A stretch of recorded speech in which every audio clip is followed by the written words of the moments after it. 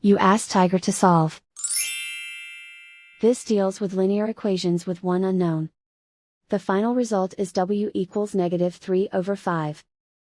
Let's solve it step by step. Group all constants on the right side of the equation. Subtract 2/5 from both sides. Combine the fractions. Combine the numerators. Reduce the zero numerator. Simplify the arithmetic. Combine the fractions.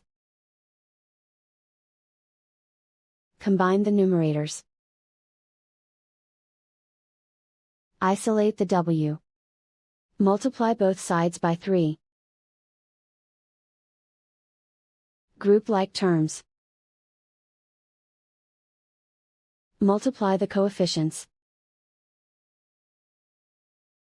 Simplify the fraction.